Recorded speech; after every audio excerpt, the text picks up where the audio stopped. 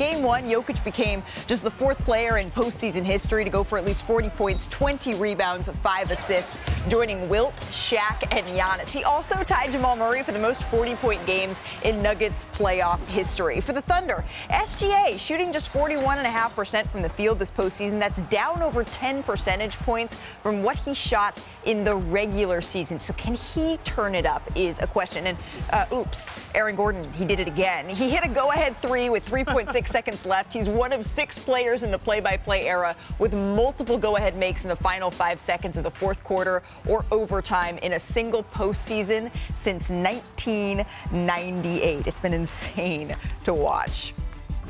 We now welcome in our senior writer, Ramona Shelburne, from Oklahoma City ahead of Game 2. Ramona, this Nuggets team, it seemed kind of dead in the water 10 days ago. Both of us were sitting here in Los Angeles watching them, and now they have home court advantage over a 68-win team with a chance to go up 2-0 tonight. What has changed?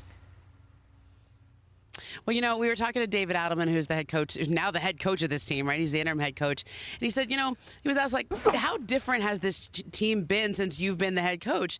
And Michael Malone was the only coach that these guys have ever had, like Nikola Jokic and Jamal Murray. And when he started coaching them, they were boys. They just came into the league. They were young.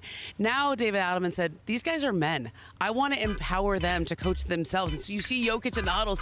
I mean, every shot of him in the huddle seems like he's coaching the team. And Adelman is not insecure about it. He says, you know what? This is the smartest basketball player in the world. We should let him say whatever he wants, but it's also affected the way they're holding each other accountable, the way they're coaching each other. And, you know, this team won a championship just 2 years ago. They know how to do it. They've been in Game 7s. They've been back from 20-point games. Right. And I think you're starting to see that come together during these playoffs. The other thing that we're seeing is Jokic step into this leadership role. Shams Charania reported on our show a couple of weeks ago that he's more comfortable doing that. We also see the unfathomable stat lines here, but you're seeing something else from the 3-time MVP. What is that? God, it's so fun covering him day in and day out because you see all these little things, right? And I had an amazing sheet for Game 1 where I was sitting right at the scorer's table, so you could see everything that he's doing. Now watch him walk over here, okay? So he's taking the ball and he's kind of getting his sweat all over it now. And look, remember, he has 5 fouls here, okay? 5 fouls, so he can't get this. He's got his back to the basket. Oh, he's going to turn around and he's going to defend the inbounds pass, so Alex Caruso can't see. But look, now he's going to feign like he's double-teaming Shea so they can't get the ball to him. And there's Chet Holmgren, the guy they want shooting those free throws instead of Shea Gilgeous-Alexander. Just, you see how he turns 2 seconds into that defense there?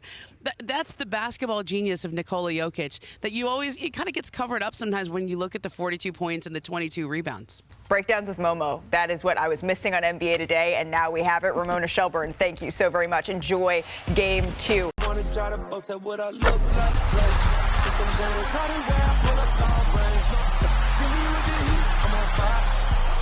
NBA,